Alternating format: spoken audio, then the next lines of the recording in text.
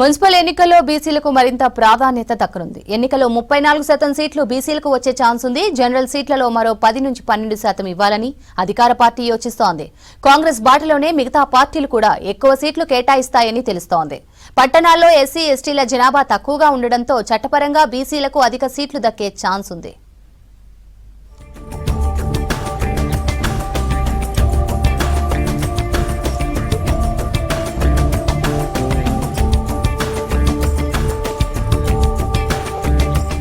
Municipal ఎన్నికల్లో బీసీలకు majority సీట్లు దక్కనున్నాయి. పట్టణాల్లో ఎస్సీ ఎస్టీల జనాభా తక్కువగా ఉండడంతో చట్టపరంగా బీసీలకు 32 నుంచి 34% సీట్లు వచ్చే ఛాన్స్ ఉంది.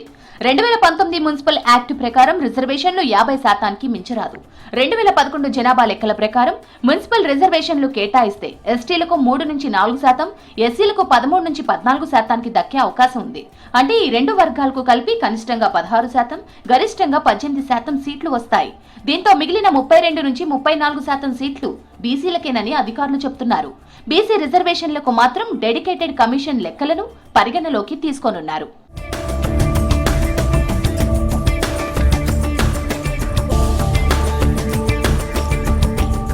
వచ్చే నెలలో మున్సిపల్ ఎన్నికలు నిర్వహించేందుకు రాష్ట్ర ప్రభుత్వం సిద్ధమైంది.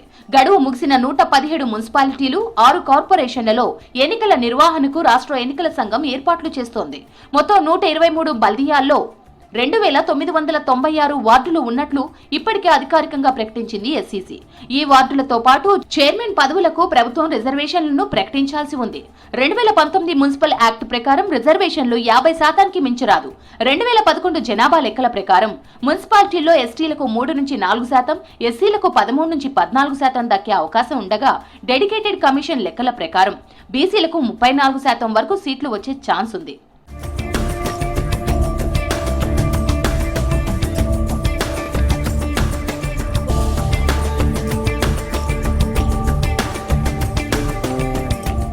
రాజ్యాంగ పరంగా దక్కే రిజర్వేషన్లతో పాటు జనరల్ సీట్లలోనూ బీసీలకు వీలైనన్ని ఎక్కువ స్థానాలను కేటాయించాలని అధికార పార్టీ భావిస్తోంది.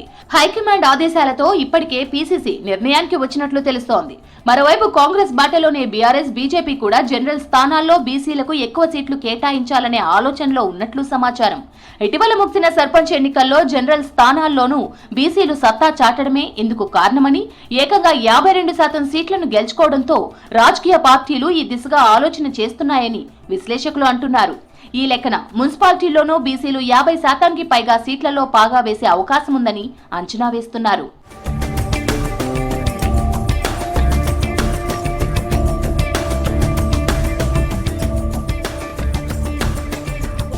ప్రస్తుతం ఎన్నికలు జరగనున్న బల్దియాలకే పరిమితం కాకుండా రాష్ట్రంలోని 124 మున్సిపాలిటీలు, 9 కార్పొరేషన్లలోని వార్డులు, చైర్మన్ స్థానాలకు ఒకేసారి రిజర్వేషన్లను ఖరారు చేయనున్నట్లు మున్సిపల్ ఆఫీసర్లు తెలిపారు.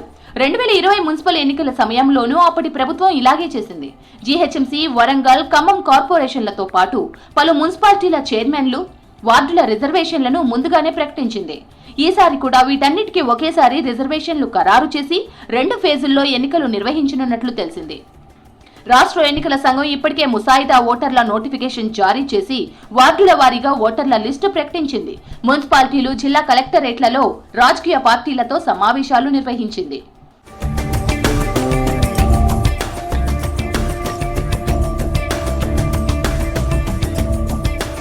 రాష్ట్ర వ్యాప్తంగా 1390 ఆర్ఓలు, 1480 ఏఆర్ఓల నుంచి జాబితాలు రాష్ట్ర ఎన్నికల సంఘానికి చేరాయి.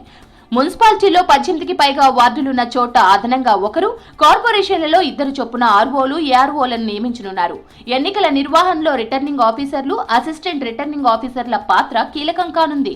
వార్డుల వారీగా ఎన్నికల నోటిఫికేషన్ జారీ చేయడం నుంచి నామినేషన్ల స్వీకరణ, స్క్రూటినీ, విత్డ్రా, గుర్తుల కేటాయింపు వరకు బాధ్యతలను ఆర్ఓ, ఏఆర్ఓ చూసుకుంటారు. పోలింగ్ నిర్వహణ, కౌంటింగ్, గెలిచిన వారికి పత్రాలు ఇవ్వడం వంటి బాధ్యతలన్నీ వీరే నిర్వర్తించనున్నారు.